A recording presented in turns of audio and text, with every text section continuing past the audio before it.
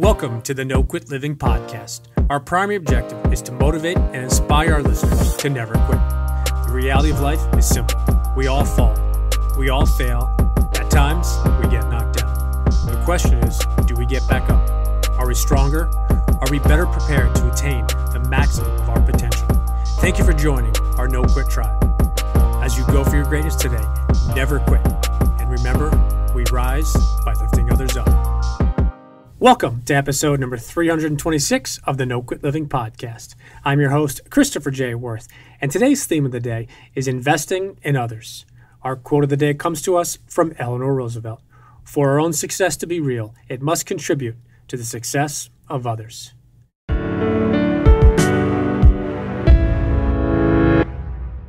If you are looking for a great book geared towards positivity, please go ahead and grab a copy of The Positivity Tribe, which you can get anywhere books are sold, or by heading on over to thepositivitytribe.com.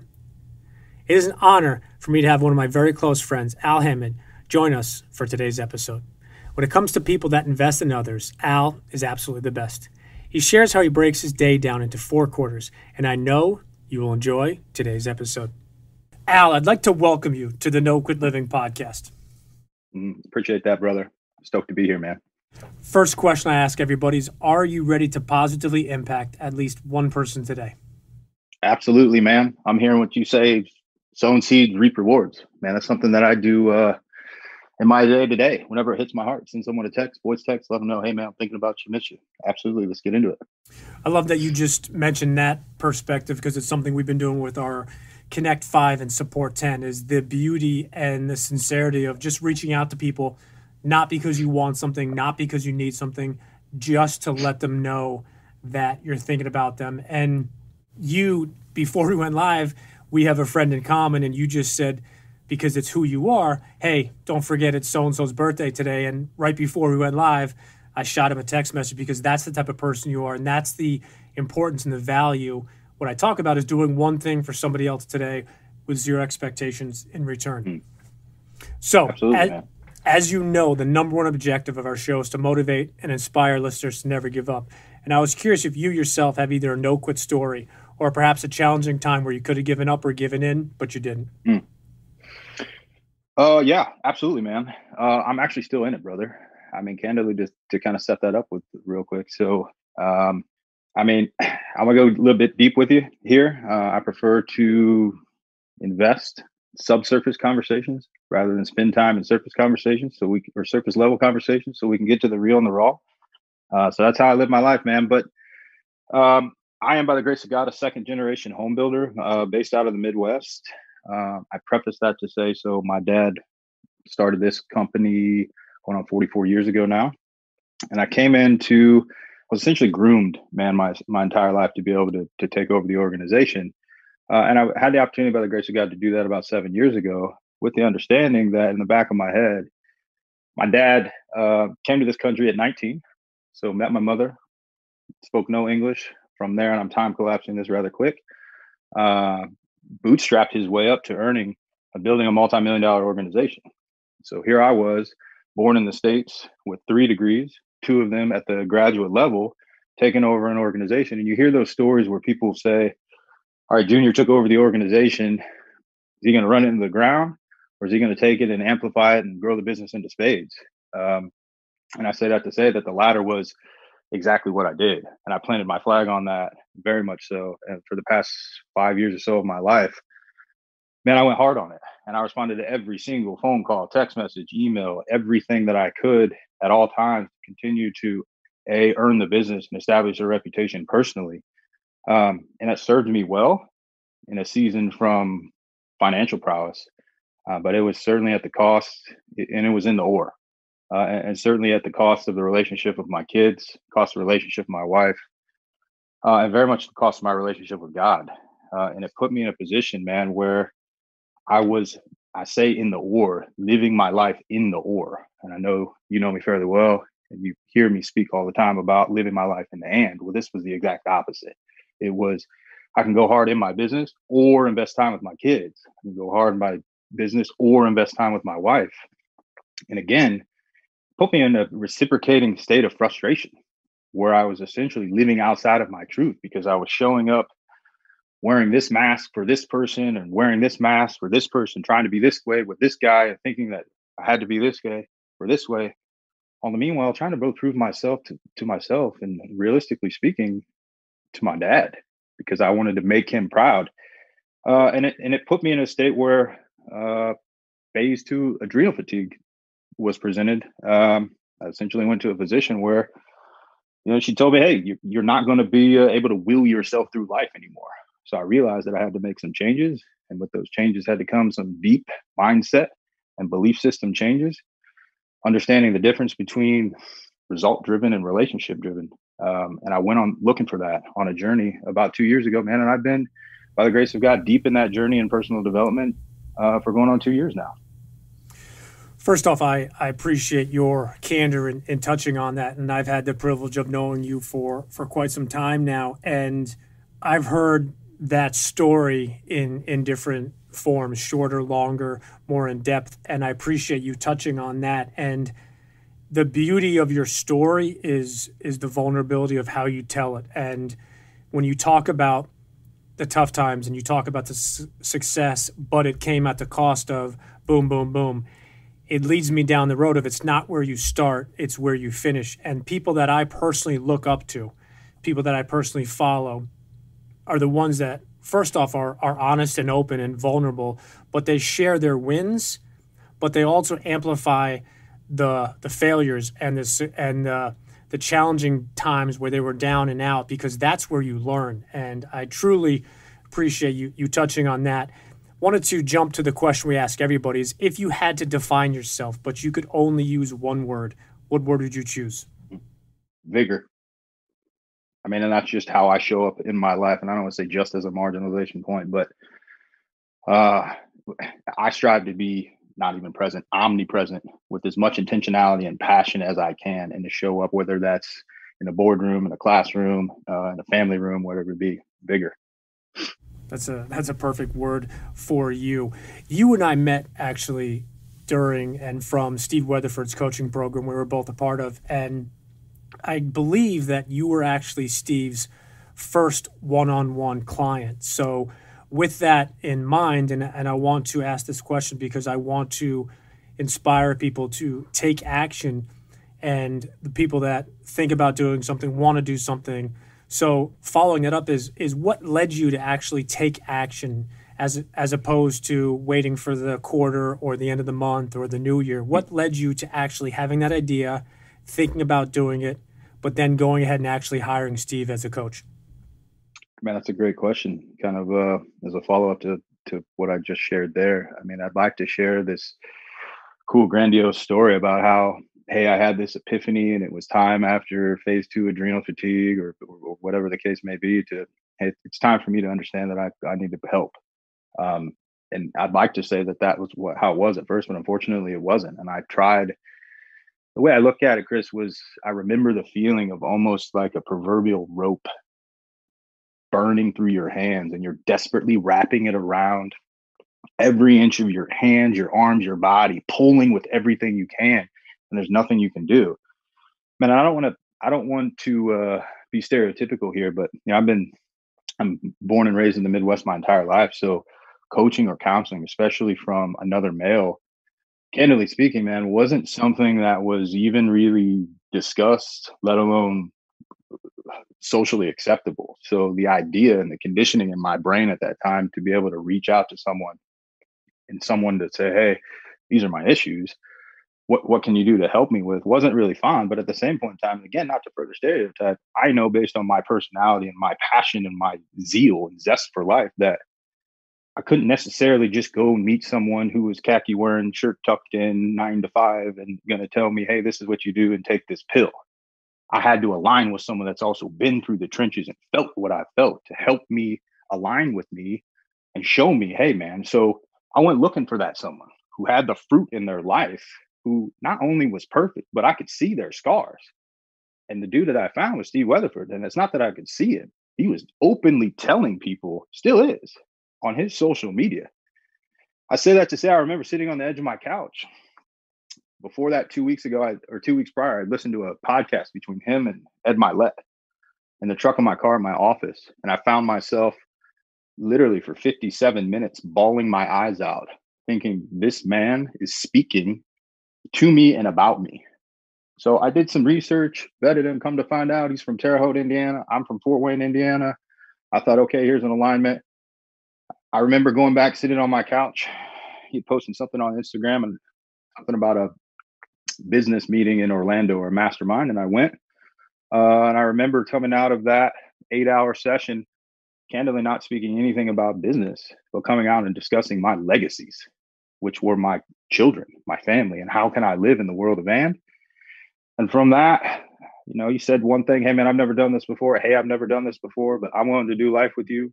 You let me talk to my wife about it, bring mama into it. And also I want to bring God into the relationship. When he said that, I said, absolutely. So since then, man, we started out with a call.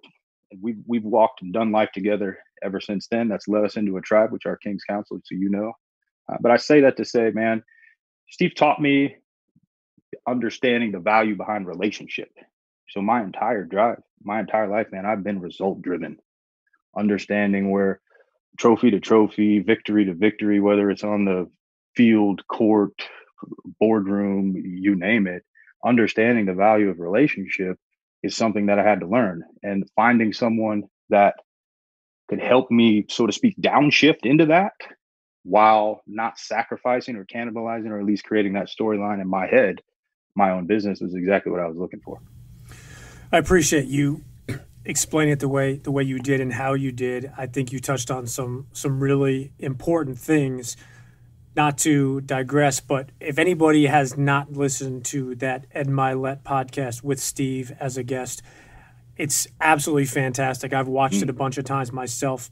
But what you said about Steve is something that I just want to reiterate, because it's why I joined his coaching program with you, and I know so many others have, is because of his vulnerability in what's happened during his life. And for me, one of the reasons why I joined the coaching program is because I wanted to align myself with certain people. It wasn't because he was a former New York Giant or a Super Bowl winner. Of course, as a diehard New York Giants fan, that was a plus. But when there are so many people out there on social media that they're putting out, this is me, this is my perfection, join my program, you'll get to, X amount of dollars in 2 weeks, or, launch your book in 25 days, become a bestseller overnight. Those things don't last, and those things for me are not attractive. And why I joined, I think, is the same way you joined. So I just wanted to honor you, because it's about those trials and tribulations. It's about the wins, but it's also about the losses along the way. Absolutely, man. I received that. And I think what I'm hearing you say, man, and what came to the top of my mind there is you're exactly right to your point. Specific to Steve, and even guys that are like mindset like Steve, there's a difference between transparency and vulnerability. Transparency is someone understanding and having the love in their hearts to pull something out of you. We all have skeletons. Vulnerability is having the gumption to say, hey, listen, you will never find this out about me, but I don't like this about me, and I want to right my ship, and I'm bringing it to you to help me. That is the epitome of Steve Weatherford, the epitome of who I am and who I've aligned with.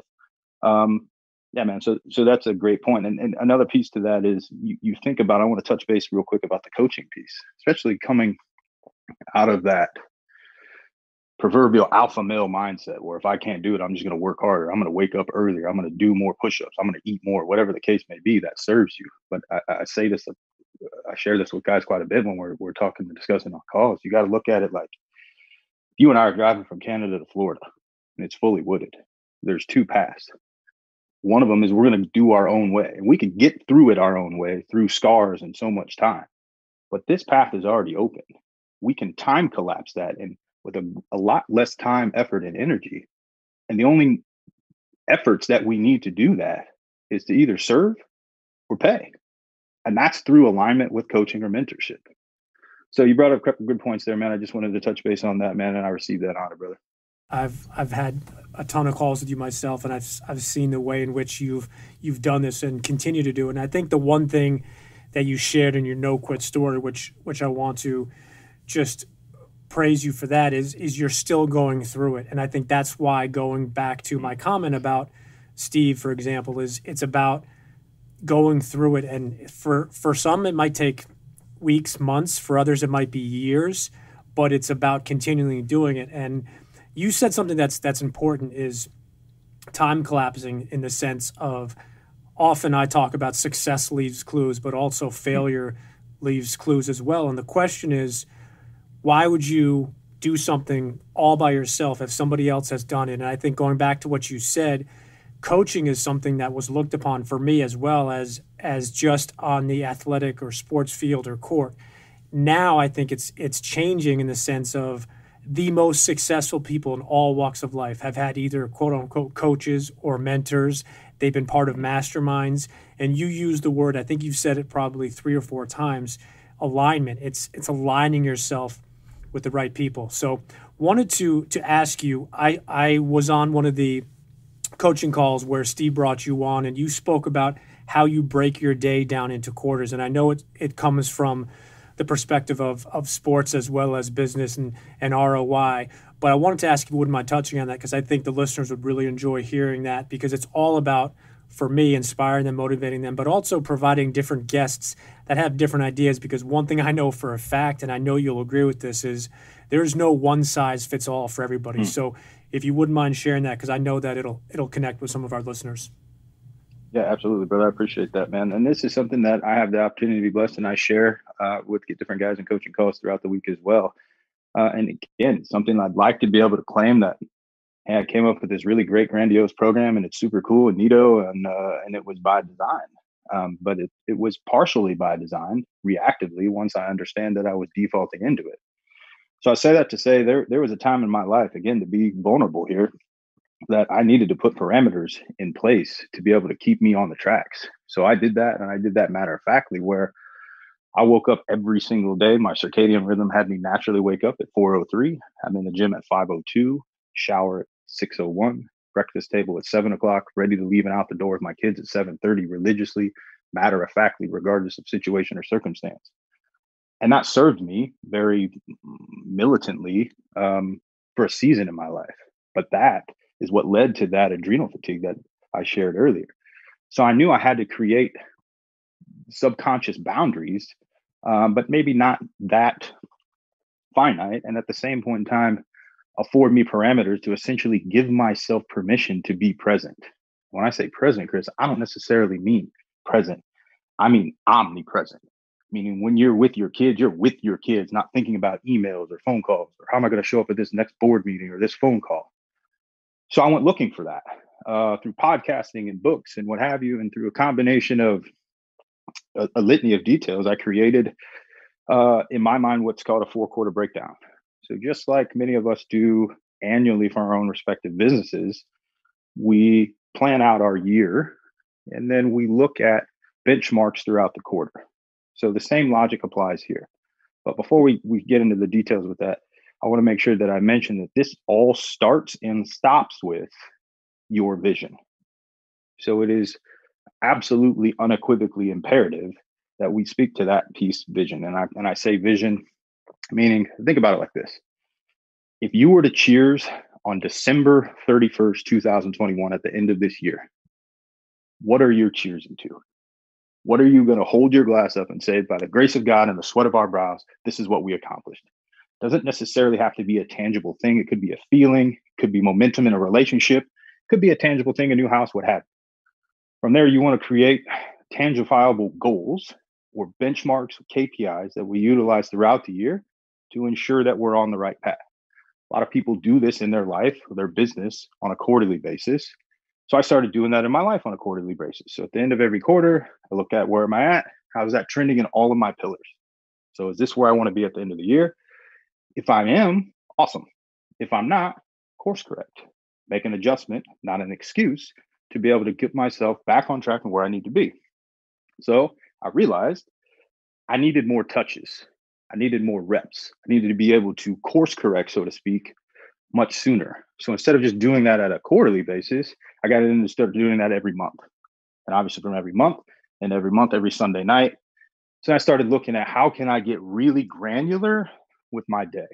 So I know that especially being in leadership yourself, you know what it takes to do that. And we hear a lot of guys say, hey, man, I'm going to wake up tomorrow. I'm going to own this day. Tomorrow is my day. Speak that into existence and make that happen.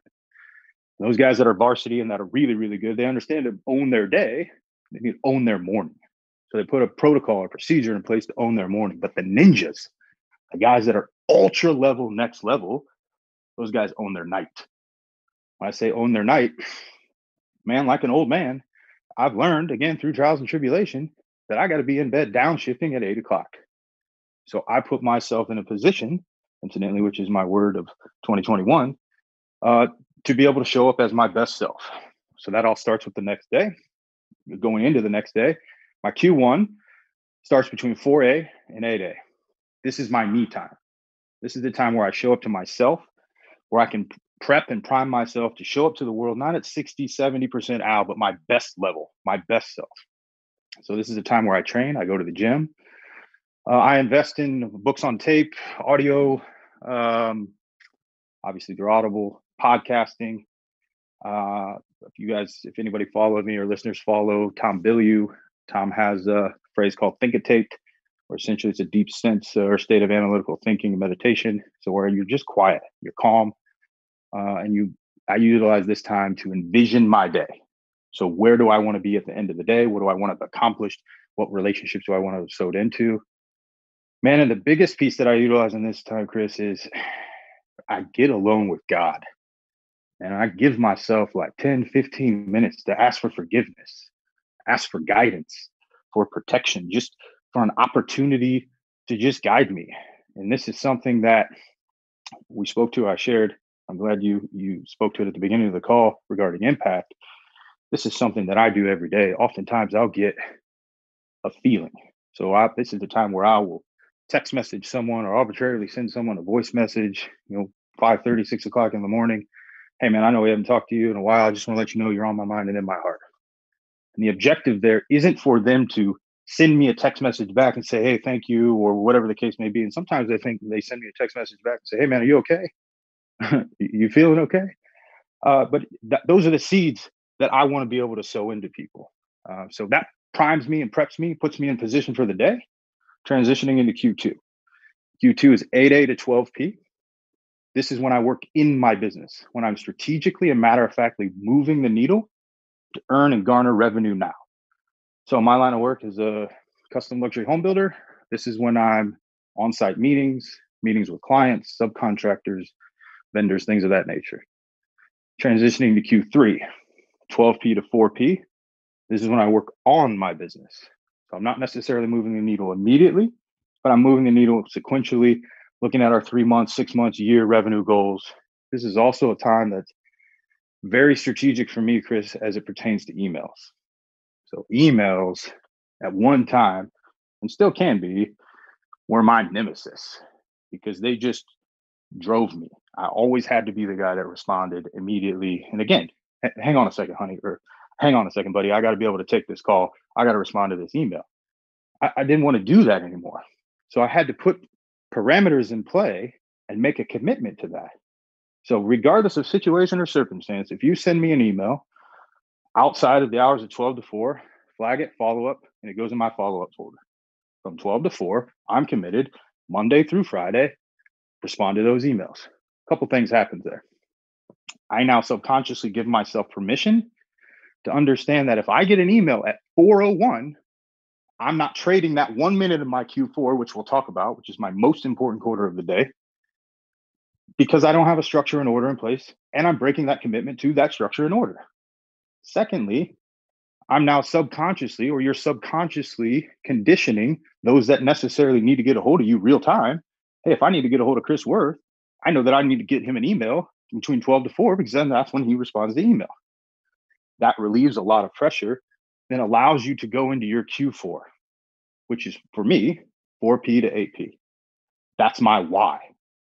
That's what my whole day is set up for. That's so I can be omnipresent with my wife, my kids, and my family, and not have to worry about, oh, I got this call or this email, because I have a structure and an order and commitment to back that structure, order, commitment to know I'm going to do this in Q1 tomorrow or Q3 tomorrow. And that's how I live my life, by design and not default, brother. I love that. And I've heard you share that in a couple different forums, longer, shorter, the same time you shared here. And it hits me every time because it's the importance of your priorities versus somebody else's priorities. And I think that's one thing that I am unbelievably impressed by you, because I've known you for almost a year now. We've become close friends, and I personally know where you are during those 4 quarters. Obviously, as the relationship we have, if there was an emergency, I know if it was Q3 or Q4, you'd be there for me. But flip side of it is, I know where you are. I know when you have time, when you can make time, and I put that in my mind, like you just said. If I need to email a client or a potential client and they respond at this time, or this is the time to get them on the phone, it's using those parameters.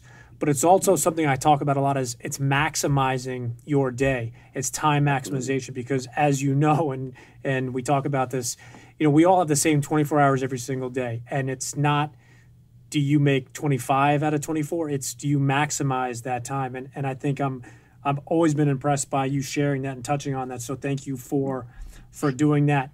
Interesting question. I know that I asked this because you've heard it, but the famous quote by Jim Rohn, you are the average of the 5 people you spend the most time with. If I could put you at a dinner table with any 5 people, dead or alive, and you could level up with them, who would you pick? Man, this is extremely challenging for my analytical mind, and I assumed that you were going to ask something, and I'm still not prepared. I'm going to say Jesus, Moses, Prophet Muhammad, my father, and I assume that through relationship, study, and the power of the internet, I can access what information I would need if I wanted to take a specific skill set to the next level. So the Kobe Bryants, the Jim Quicks of the world, those are all coming to my mind. But man, I'm hard pressed to believe that I don't know that I want to be at a table that my mother's not at. So I'm gonna have to give my mom that starting 5, and then candidly, and to that point, I know my wife will make fun of me, call me cheesy, but I'm gonna go ahead and offer her my seat as well, because I don't want to be at a table that my wife's not at. But I'll be the server. How about that? I like it. You'll be the waiter. I like that. Good, yeah. Good man. Yeah. So, hot seat questions. The only request we have is you spit out the first thing that comes to mind. Yeah. Last meal, you can pick anything. What do you pick? Strawberry fig Newtons, medium rare steak with 4 bottles of A1 sauce. No disrespect to any chef. Green beans, red potatoes, some sort of cold storm ice cream. Doesn't really matter. The fact that you led off with strawberry fig Newtons is I'm just at a loss for words. Dude. Favorite smell? Horses. I also didn't think you were going there. Favorite sport? Basketball. All-time favorite team? Man, you gotta go 96 Bulls. Favorite movie? Hoosiers. Favorite author? Ooh, man, here you go again, man. Stephen Covey. What's the favorite app you have on your phone? Whoop band. Background picture on your phone? It's a black background. Nice. I don't have anything on it. OCD. Yeah. Do you have a favorite book of all time? Speaking of Stephen Covey, I started subconsciously my personal development quest in 4th grade when I picked up 7 Habits of Highly Effective People, written by Covey. I also say that Carol Dweck Mindset would be a close second, and Goggins Can't Hurt Me was also beneficial in my life. Do you have an all-time favorite quote? something that I tell my kids every day before they walk out the door. This is important to me to speak it into existence and let them know about the understanding of championship language. Do the best that you can do, regardless of situation or circumstance. Be a good listener and and then I leave off the word and then they speak into existence, leader. Now they can say anything that they want, but every single time, and I guess it's based off of conditioning and expectations, both theirs and mine, the word is leader. So do the best you can do, be a good listener, and be a leader. I love it. So I'm curious for your answer on this is, as you know, not only during 2020 and 2021, we've had our challenges, but are there one or two people that you look up to and you follow on social media that put out positive stuff that you'd like to recommend to our listeners? I mean, I think obviously going back to what I said and what I shared initially, Steve Weatherford, not only is he still my mentor, but he has become one of my best friends, close family friend as well. And aside from that, the content that he puts out is genuinely raw, real, and organic. I think Ed Milet and Jesse Itzler both have great content as well. So I would encourage listeners to take a look there as well. And what's the best way for our listeners to connect with you, follow you, and also find out more about you personally, but also your business if they're interested there too? Yeah, absolutely. So the business on Instagram, Facebook, social media, essentially any platform is Hammett Homes. HAM is in Mary, E is in Edward, D is in Diesel. I'm on Instagram, 6_. I'm the 7th, 8_. So follow me here. This is again in the weeds of my analytical Brian. Go 6_, type in the letters AL, and then 8 more underscores. So just actually don't even figure out how to do it. I'm friends with Christopher Worth. You'll see me liking his stuff, and then from there you can find me. I love how you described that. I've asked that question, I don't know, a couple hundred times, and it's 17 underscores A, 48 more underscores Y, 16. And last question I have for you is if you have any parting words you'd like to leave with our listeners today. Oh, man, that's a great question. I would say, firstly, be yourself. Everybody else is already taken. I mean, don't be afraid to be the real, raw, and organic you, because it's in those subsurface conversations, where the impact happens, where you can impact someone's life and you may not necessarily know that. Also, honor is coming to my mind and my heart. And I don't mean necessarily be honorable, but give someone honor, meaning as men, especially as men that are competitive and conditioned to be competitive, where it's always you versus me, us versus them. But what would it look like if we gamified honor? I mean, honor in the fact that if you started every conversation or you leaned into someone and you gave them honor, like, hey, man, I just want to honor you for being here, for the way that you show up. That's going to unlock them, de-shield them, and put their guard down so then they can show up and be their true, real, and raw organic selves. And imagine the conversations you would have if both of the masks are removed and the shields are removed, man. So that's what's on my heart, brother. I appreciate it. I think it's a great way to end today's episode. And I just wanted to thank you for touching and expanding on what you did, and the transparency and vulnerability of how you shared, and what you shared is why people can learn and will learn from you. So thank you, my man. And I know that you and I will connect again soon. Appreciate it, brother. Love you, cuz.